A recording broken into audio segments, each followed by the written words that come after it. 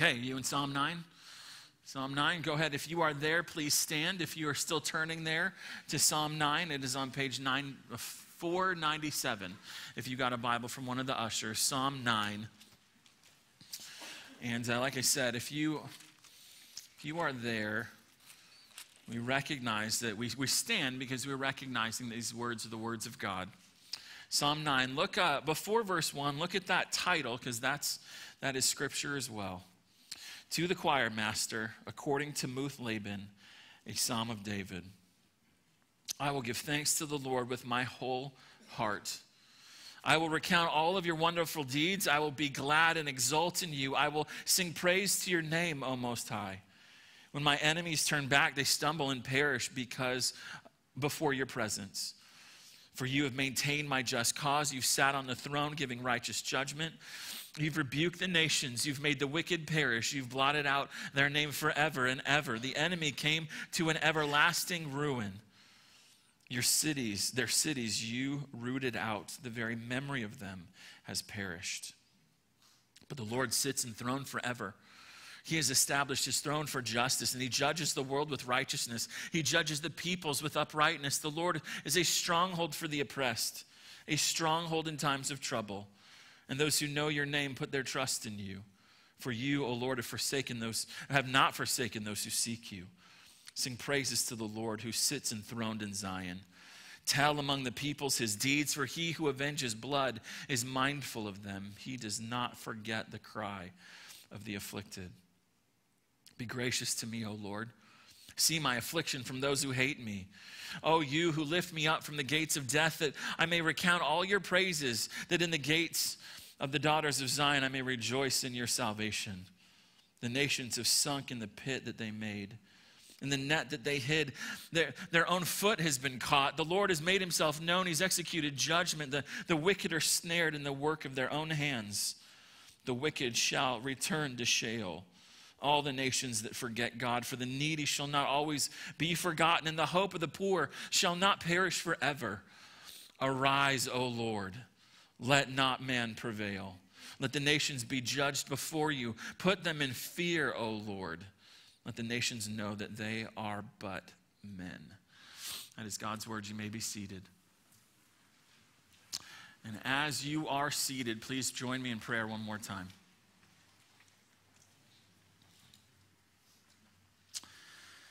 God, reading texts like that out loud, let alone to ourselves, there are truths in there that are jarring, that are uncomfortable, that make us uncomfortable. And that's good. It's really good. God, we're not used to singing songs about your justice and your judgment.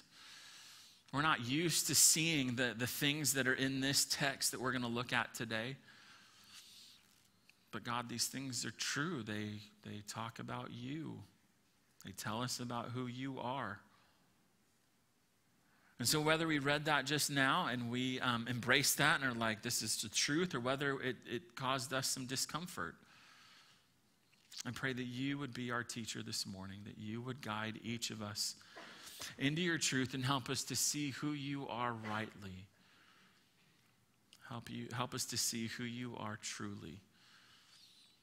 And God, I want that for us here this morning, and I want that for Spirit of Joy Lutheran just across the street. God, their services today are almost concluded, but would you please be gracious and continue right now as the preaching is going on? Will you use your truth, please, to do the same thing I just prayed for us, the same exact thing. Show them who you truly are in your word. Help them to see your goodness. Help them to see your greatness and to live lives in light of those truths. I need that. We all need that. So pray that you would do that for all of us this morning. I pray in Jesus' mighty, gracious, and good name. Amen. Hey, so as many of you know, I'm working on a doctorate, and when I go away in January and in July, there aren't just people from most of the states in our country, but there's also men from across the world. And so when all of us get together, there are men there from Canada and South Africa and Zambia and Australia and Vietnam and Croatia and Israel and Romania and Malawi and Mexico and the Dominican Republic and Kenya and all over the place.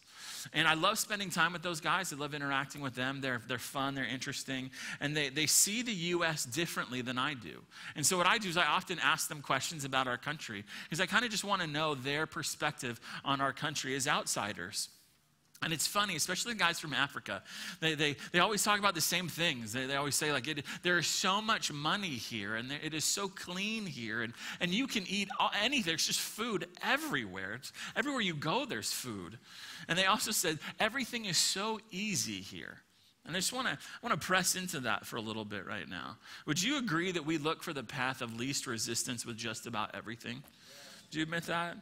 When it comes to whether or not we're going to do something, don't we just answer that by saying, okay, which option is easiest, fastest, and most comfortable, right? Now, comfort seems to be one of those major idols, one of those major desires that we all have. And we give into this idol all the time, even when we come to church.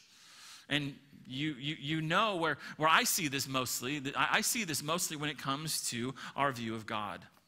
We judge whether some idea about God it should be embraced and believed based on how it makes us feel, whether we like it or not. In this way, a God based on my comfort stays comfortable to me. Everything's okay. I don't like this idea, so just pass on it. Instead of asking, do I like this, we should be asking, is this idea true? Is this idea biblical? Does this idea match what the Bible says about God? And when we ask that question, what begins to emerge is a God that really doesn't care about our comfort. Because the God that emerges will actually make us very uncomfortable, as we are going to see in Psalm 9.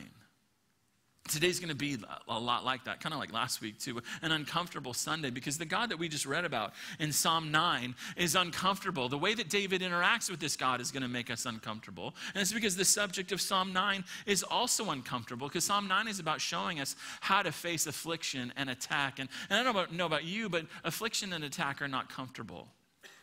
I've often said that I see my role here as equipping you to be able to face strong trials.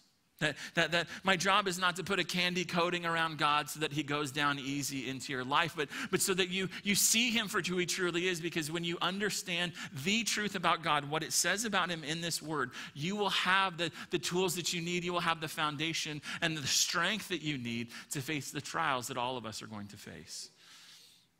David is going through a trial. This is affliction, this is attacks, and all of this is uncomfortable. And David is dealing with all of this as he's writing Psalm 9. But these people in Psalm 9 that are attacking him are trying to kill him. They're trying to take him out of this world. And what we see in this passage is that God's people are always being attacked. They're always facing persecution. And so the question is, how do I get through that? What are the tools that we need? What are the weapons that we need to fight when we're being attacked? Because, and if you don't know this already, you will. The Christian life isn't for weaklings who are dominated by their own comfort. The Christian life is for warriors who fight when they're attacked because they're one of God's kids. But Paul says the weapons of our warfare they're not carnal. We don't fight the way that unbelievers fight. We don't fight the way that people who aren't God's people fight against the attacks and the trials. And so how should we fight? How should we respond? How should we face the affliction that comes into our lives? That's Psalm 9. And so before we jump into this text, let's look at the title. It's verse 0. To the choir master, according to Laban, a psalm of David. We learn here quickly that David is the author, King David. We learn that it's given to the song leader in the tabernacle and then the temple. And notice it says there, it's according to Laban. That sounds like German, like Laban. It's just the reason it's untranslated is because nobody knows what it means. Even the brightest Old Testament scholars alive today, they're like, maybe it's a melody, maybe it's an instrument, maybe it's an accompaniment, like for the singers with the choir leader, maybe it's an event that nobody knows. And I think if God wanted us to know, if it was critical to understand this, then we would know what it means, but we don't know what it means. And so, but it's there, Laban, whatever that is. And one more thing before we jump into the text. Psalm 9 and Psalm 10 look like they used to be together as one song. You look at the Hebrew, you can't see it in here, but the Hebrew, it's an acrostic. Psalm 9 and 10 form an acrostic based on the Hebrew alphabet. So A, B, C, D, these various lines start with different letters of the alphabet. And so when you put them both together, you get pretty much almost the whole Hebrew alphabet. And so it seems like these were put together, and some ancient translations put them together as one psalm and not two, but we're going to look at them as two psalms because that's how our Bibles do it. And so some right now are like, oh, I love these nerd moments. Others are like, I just checked out. What did he say? So, whatever. Now let's look at verse 1. Here's where the meat of the text is. And when I read this again, I want you to listen for the intensity. I want you to listen to the commitment that David is going to make to worship God. It's not going to be hard to find. Verse 1. I will give thanks to the Lord with my whole heart. I will recount all of your wonderful deeds. I will be glad and exult in you. I will sing praise to your name, O Most High. So David is resolved to worship the Lord. He calls him the Most High. He's the God with the highest possible authority in all of the universe. And he says, I'm going to worship you. And did you notice for two reasons? The first is in verse 1. I'm going to worship you because of your wonderful deeds, because you do things that are incredible, amazing, that no one else can do. So I'm going to worship you for what you do. And look at verse 2. He says, I'm going to worship you because of who you are, because of your name, your character. So think about it, step back. Who God is and what he's done is the source of praise for David, and it's really the source of praise for all his people. He reveals who he is through his wonderful deeds. And so creation shows that he's powerful, shows that he's good. Salvation shows that he's loving and gracious and keeps his promises. So these truths that David knows about God, as well as the way that God has interacted with him in his own life, these things cause David, notice verse 1, to worship with his whole heart. These truths cause David to worship, notice verse 2, with gladness and joy. Now we pause here for a second and dig into that a little bit, because this is critically important, and I want you to see why. Look at verse 13. Notice what verse 13 says. Be gracious to me, O Lord. See my affliction from those who hate me. You who lift me up from the gates of death. David's resolve to worship with his whole heart, in other words, comes before the attack is over. You see that? David is still suffering. Hey, see my affliction. Hey, God, be gracious to me. Cry out. But at the very beginning, he's like, I will worship you. I will be glad and exult in you. I will sing praise to your name. Not when you fix this, when you deliver me from this problem, I will worship you in my affliction. I will worship you in my problem. He's anticipating God's rescue based on what? Based on who God is and based on what God does. But he wasn't experiencing that yet when he wrote verses 1 and 2. And that helps us. That teaches us something about how to interact with God in a world of affliction. So we learn how to face being afflicted. We learn how to face being attacked when we, point number 1, worship God in our affliction. Worship God in your affliction. We tend to worship God after he rescues us, right? Before that, it's too hard, I'm too emotional, or I'm too angry, like how could this be happening to me? But worship after rescue, that's not faith. That's not trust. It doesn't take faith to worship God when the enemy flees. It doesn't take faith to worship him when the diagnosis is good.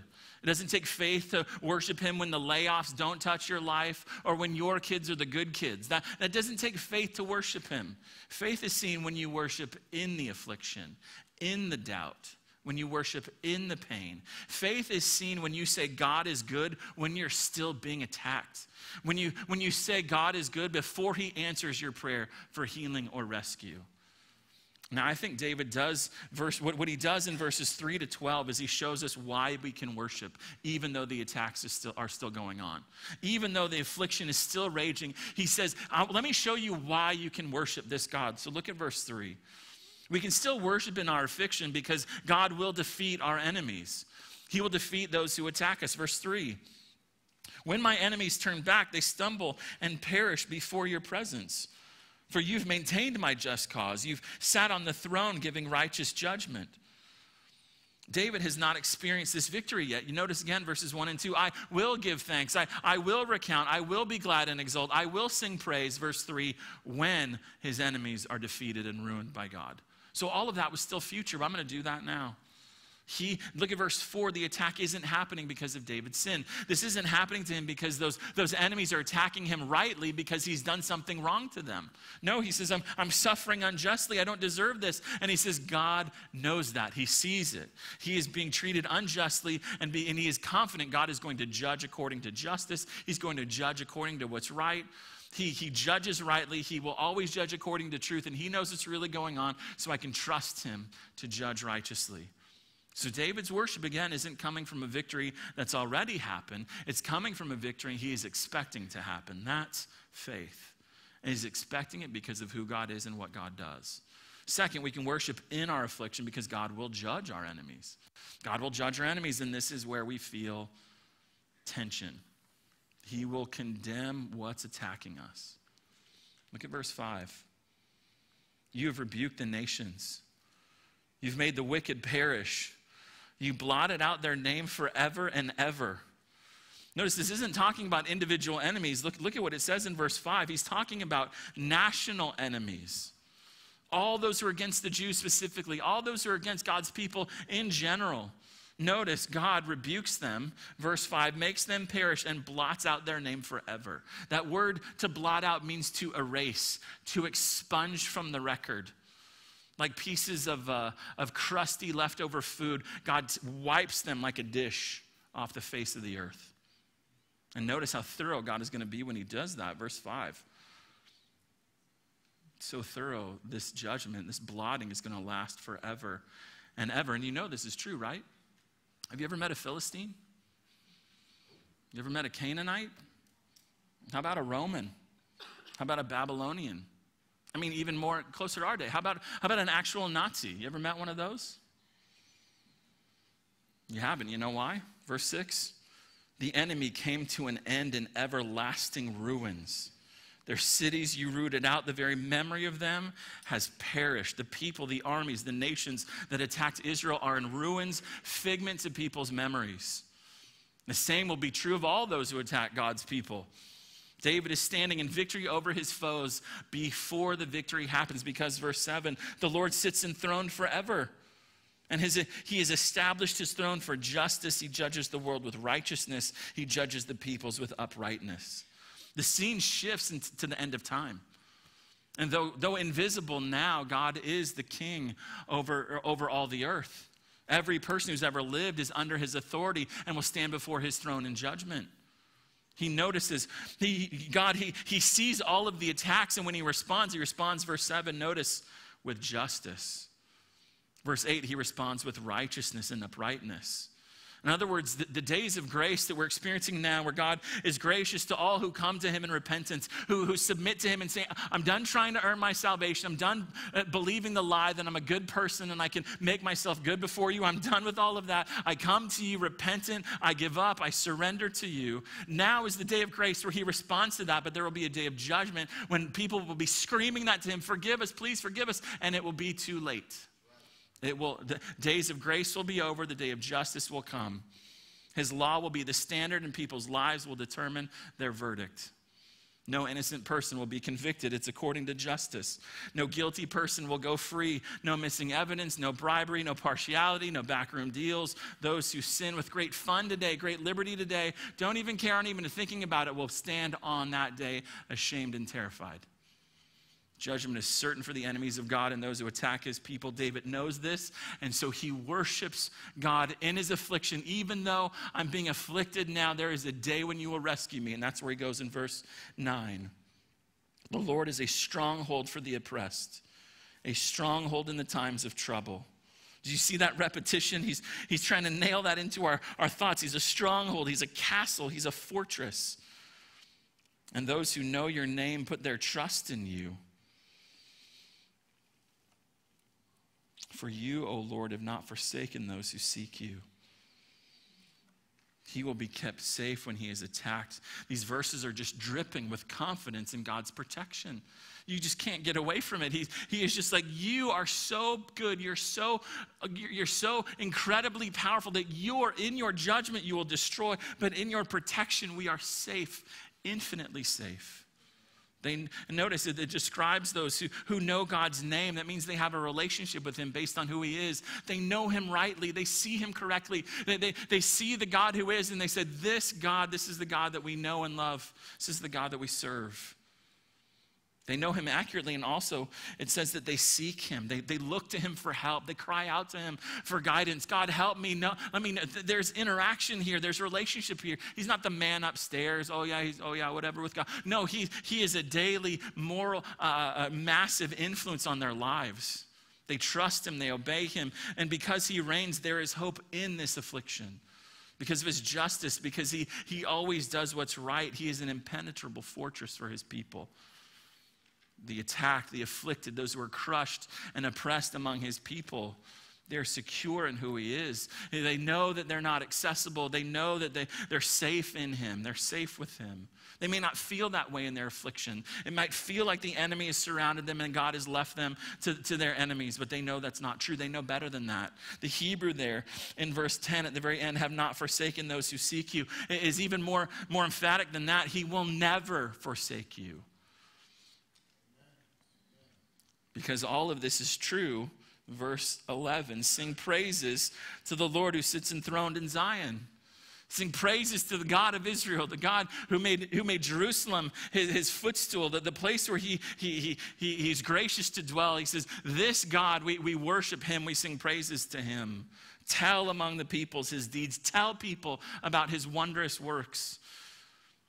All his people can worship in their affliction just like David did, and even tell people about this God because he is the judge of the earth and because he cares for his people. Now, at this point, after pouring it on thick like that, you might be thinking, well, lots of God's people aren't protected. A lot of them are being persecuted right now in this moment. There have been Holocausts and fatwas and holy wars and inquisitions and crusades and terrorism. A lot of God's people, some of the very best of God's people, have been imprisoned, tortured, crucified, beheaded, burned at the stake, and much more. Life didn't turn out like David described here. Doesn't that mean this song is a lie, that God is not our protection, we can't trust him? This is just all a bunch of platitudes, but it doesn't really work in real life. It doesn't really match real life. How can you talk about all that protection and security when death and persecution is just a fact of history for God's people? Well, notice verse 12. David knows this. So he wants us to know this second truth that's very critical for us to understand. Verse 12, for he who avenges blood is mindful of them. He does not forget the cry of the afflicted. In other words, his people who are victims of attack will be avenged. There's a time coming soon when all wrongs will be made right and God will make them right. And he will get even for every drop of his people's blood. Notice verse 12, God does not forget their cries.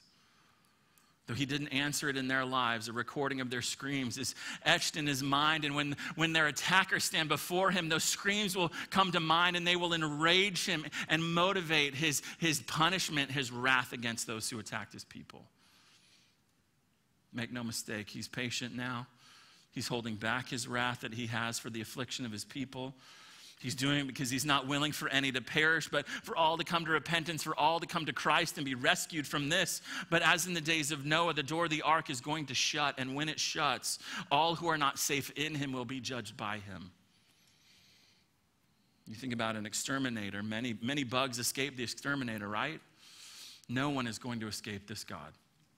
The exterminator can't be in every place, and he can't know everything, but God is in every place, and God does know everything. So there will not be one person who skipped or missed. There's not one person, there's not one act of one person that's going to be overlooked. Jesus said even every idle word that we speak will be brought up on the day of judgment. So he will take vengeance on every tyrant, every king, every queen, every politician, every professor, every army, every judge, every jury, every reporter, or just some no-name person who attacks his people, who attacks his name. God is not sitting there going, oh, just forget that. No, there's coming a day when he will address all of it. Every single, all of it. Now, for us, as we look at that, we go, well, I'm not really suffering for being a Christian right now. Probably not, it's not, nobody's life in this room, I'm going to guess, is really suffering a life-threatening persecution for being a Christian. I mean, we're safe and secure. It's pretty comfortable being a Christian here in America and Arizona. But what if it wasn't? What if the tables were turned? What if we went from enjoying the blessings to being persecuted? The question for us is, if that were to happen, would I be able to worship in that affliction? Would we be able to worship in that time of trouble?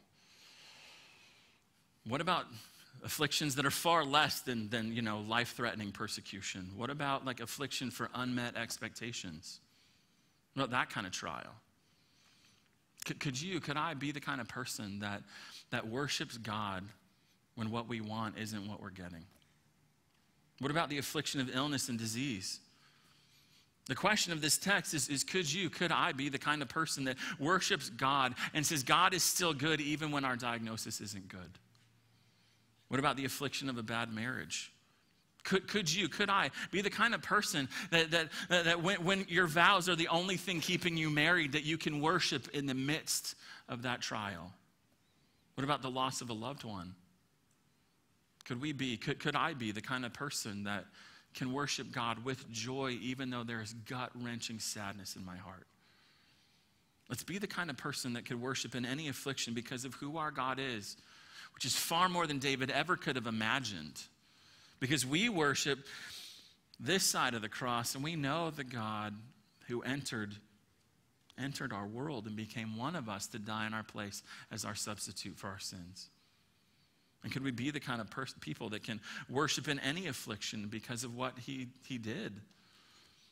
Because of what he promises to do for us in the future? See, if you think about an airplane, airplanes are not able to get off the ground except for the wind resistance. The wind that's coming against them allows them to be what soars. And that's true for us. Can we let the resistance that comes from affliction and trial be what allows us to soar into the heights of worship of our God and our King? See, we let the wind of affliction blow us away from God, but could we let the winds of trials blow us towards God? That's what's happening with David in this passage. And we see that in verse 13 because the passage goes from worship to prayer. He goes, okay, I've got all this down now. I've reminded myself of who you are, what you've promised again to those who are attacking me, and promised to those who are your people. I see your promises. And so he says, verse 13, be gracious to me, O Lord.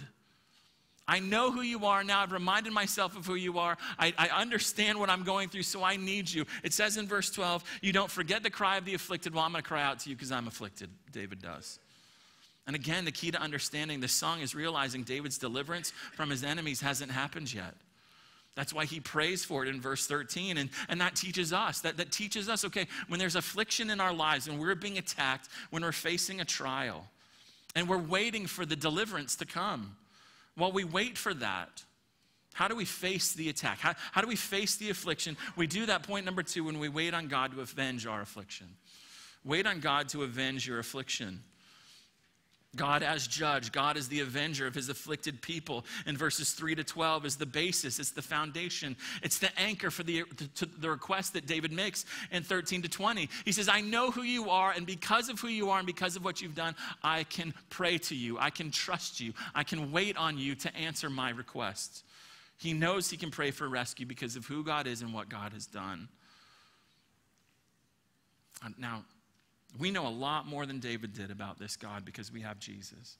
We have the height of revelation. We have the very capstone, the apex of what God has promised to do in this world. We know that because we have Jesus. Can we face our affliction? Can we face those who attack us with the truths that we know about Jesus? See, either that affliction is going to attack those truths, or those truths are going to help us attack that affliction.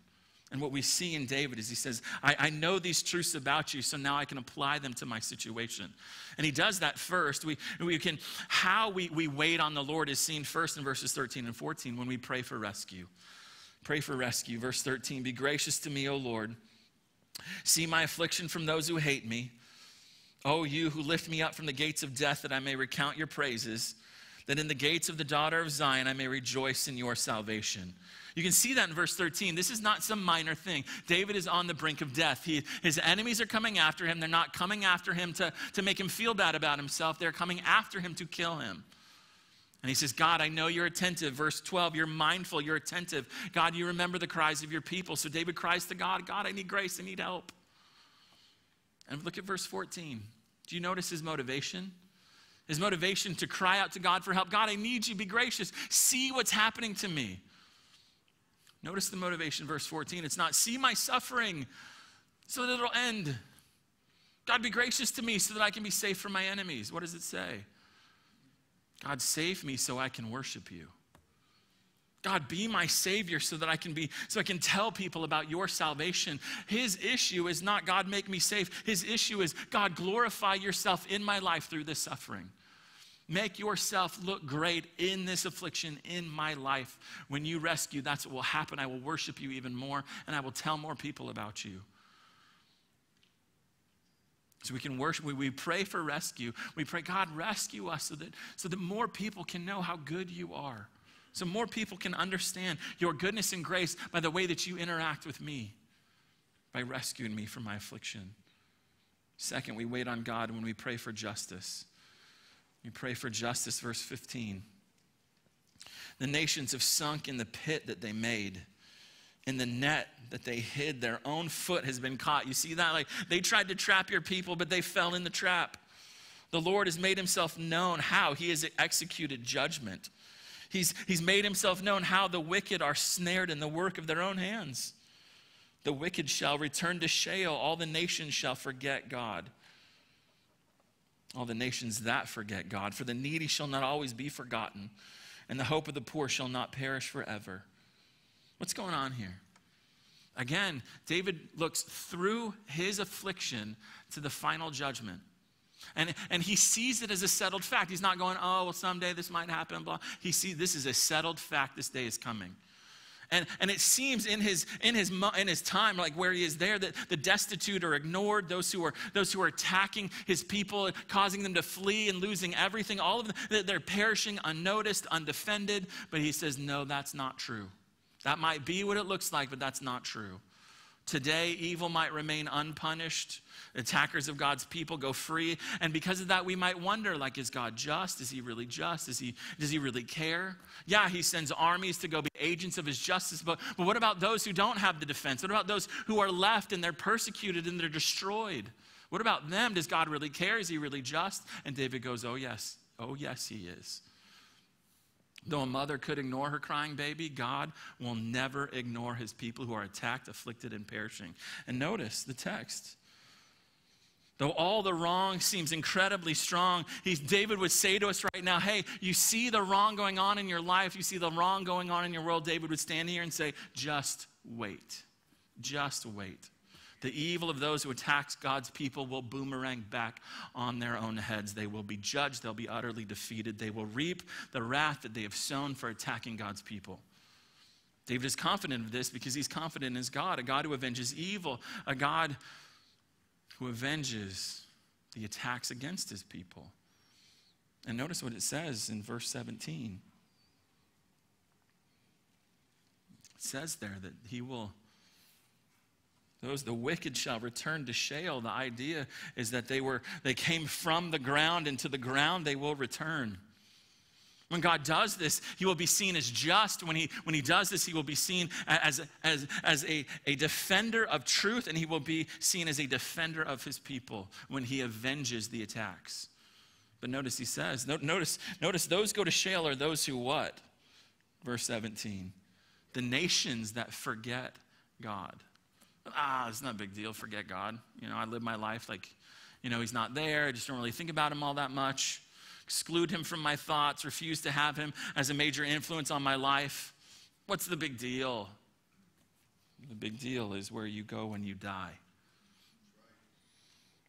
See, if you ignore air, it kills you. If you ignore water, it kills you. Practical atheism, living like there's no God, taking the God of the universe and saying, hey, why don't you go sit on the sidelines of my life while I go do whatever I want to do? God's like, that's not cool. That's not okay. I'm the God of the universe. I give you life and breath and everything else, and to treat me like I don't exist, that is the worst thing you could do. Because it leads to all the other horrible things that we do. David is seeing all of this, and he's praying these things. He's using these things to say, between now and when you answer my prayers, I'm going to wait. I'm going to trust. And notice he does the same in verse 19. We wait on God also when we pray for action. Pray for action. 19. Arise, O Lord. Let not man prevail. Let the nations be judged before you. Put them in fear, O Lord. Let the nations know that they are but men. One last appeal, God, let them know who they're messing with. I think about verses like this when I talk to kids who've been abused, or I talk to wives who are being mistreated by their husbands. I think of these truths and I think, like, do you know who you're messing with here? God's going, God, let them know who they're messing with. Show them who they're messing with. See, because we look out at the battles against God's people. We look at the battles against God and we go, it's too strong. It's too much for us. And so what does he do? He goes, this is too strong for me. I'm going to call the warrior. I'm going to call my captain. I'm going to call the leader of God's army. Arise, O Lord. I'm calling on you. Come and fight for me. Arise means to act. Deal with your enemies. Deal with the enemies of your people. They seem so strong. They seem to have all this authority. They seem to act with no consequence. Show them they're wrong. In your presence, verse 3, they're finished. They're nothings before you. They're not powerful. They're not in charge. They're not gods. Look at verse 19 and 20. They're men. They're frail. They're weak. And he says, put them in fear. Let them taste the terror that they inflicted on your people. Now, okay, that's Psalm 9. That's how it ends. It doesn't end with, and all the butterflies will be flying all over the place, and the birds will sing, and there'll just be music coming from all the grass. Like, it doesn't say, it ends like that, just like, boom, done. Like, put them to fear. Whoa. So does that kind of prayer make you uncomfortable? Like, someone would pray that to God, and it would be in the Bible as an example for people 3,000 years after it was written that this is how we should pray too. I'm going to be honest with you, it makes me a little uncomfortable because I don't have enemies who attack me like David. Maybe if I had people that were like looking for my address to come kill me and my family, maybe then I would be like, oh yeah, God, take them out. But I don't have that. I don't have enemies like that. So it's hard for me to like relate to this. It's also hard to relate to this because what did Jesus say to do to our enemies? Love our enemies and pray for those who persecute us, not pray for their destruction. So how do we make sense of this kind of praying for God's justice on his enemies, not grace to his enemies? How do we show enemies? How do we show those who attack us? Probably not life-threatening attacks, but like causing affliction and pain and trials in our own lives. Like how do we pray along these lines for them? We love them, right, by warning them to flee from the wrath to come. Right? That's a way to love them. Those who are God's enemies, we go, hey, no, you need to flee from this God. You don't want to face this God.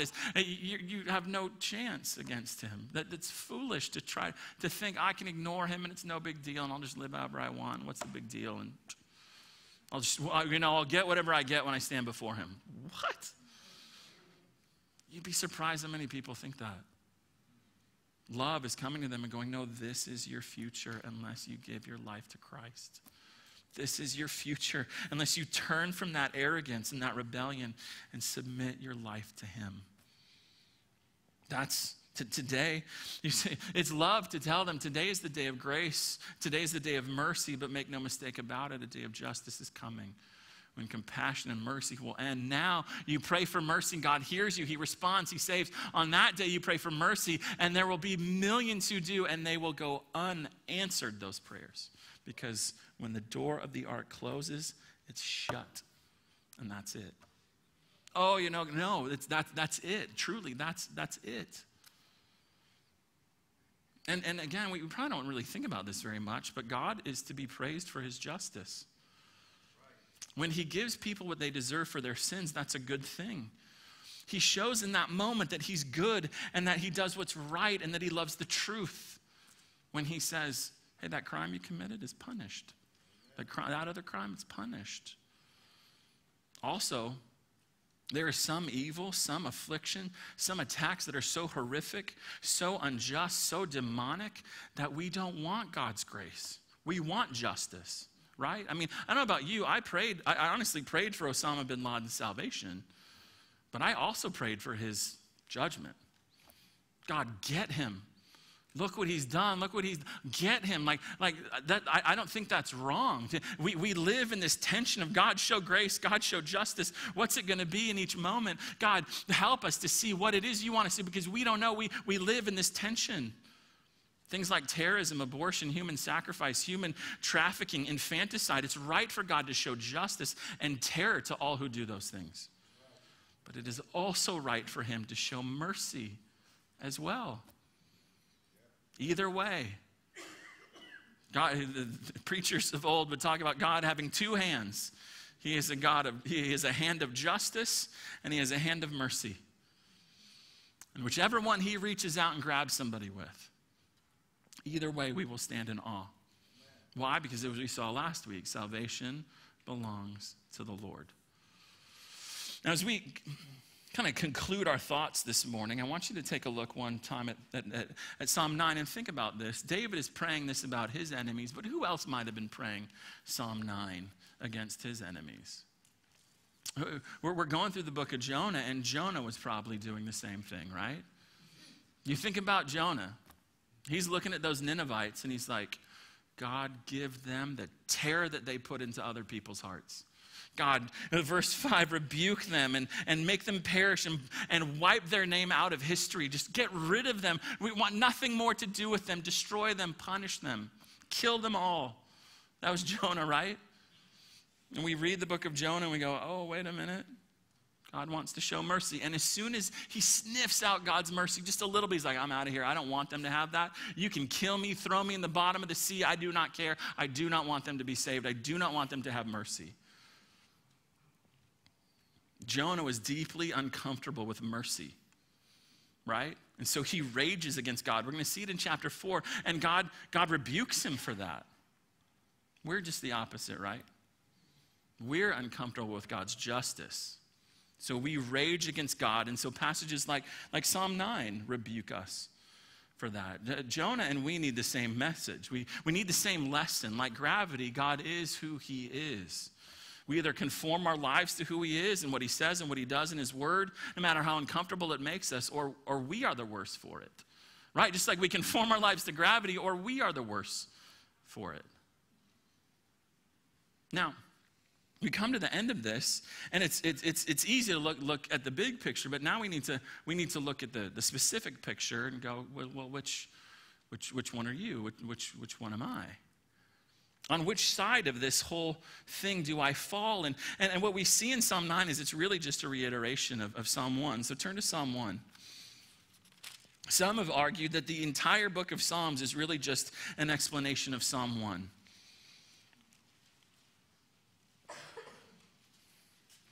See, all of this assumes that what we're talking about is true. That this is the true God, the one true God, and that this is who he really is. And if this is who he really is, Psalm 1, verse 5, gives you and gives me each of our futures. We are either part of the wicked, those who ignore God, defy God, want nothing to do with God, or kind of like half in, half out. I don't know, God, I do whatever I want when I kind of feel like it. Or the righteous. Not those who are perfect, sinless, that's those who have received the righteousness of Christ through faith in him. Amen. Verse 5, therefore the wicked will not stand in the judgment. They're not going to endure it. The day that they stand before God and God stands before them, he will wipe them out. They will not stand in judgment. Nor sinners in the congregation of the righteous. There's not going to be someone who defies God in this group of people who all love and serve and honor and seek to live for God. No, that's not going to happen. Why? Because the Lord knows the way of the righteous. He's watching. He knows.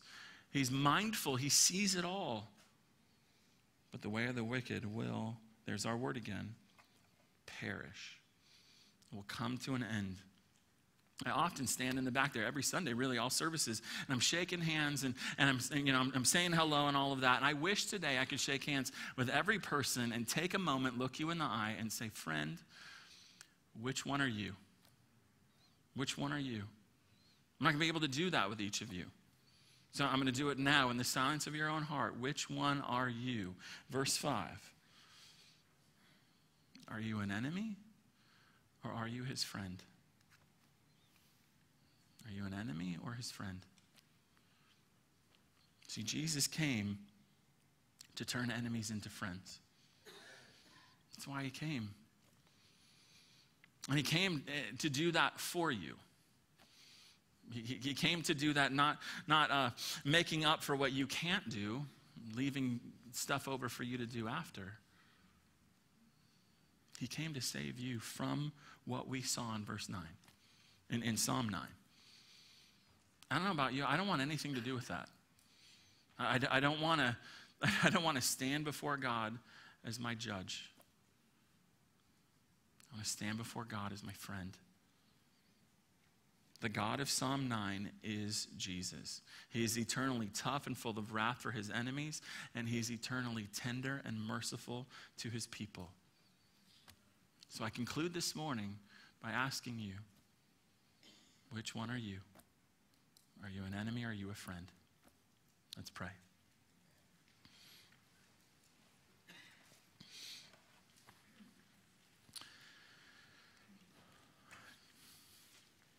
Jesus, there's just this sense in Psalm 9 that it just ends so abruptly. There's no this tying a bow on it, happy ending. It just ends. And so I'd be putting a candy shell around the Psalm 9 if I were to end in any other way. And saying, are we in the camp of those who are protected within you, our stronghold, our fortress, our castle? Or are we those who are exposed to your wrath and your punishment?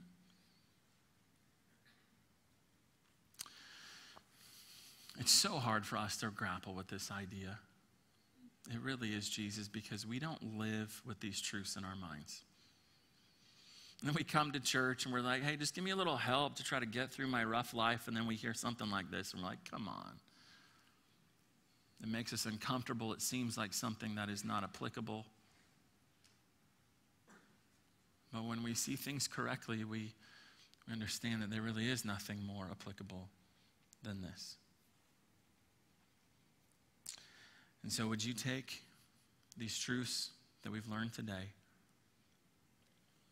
and will you help us understand how they should fit in our lives? Each of us, all of us. Please do these things for each of us. Be gracious to us, merciful, compassionate. Help us see you for who you truly are and live lives in light of that truth. I ask these things in your name. Amen.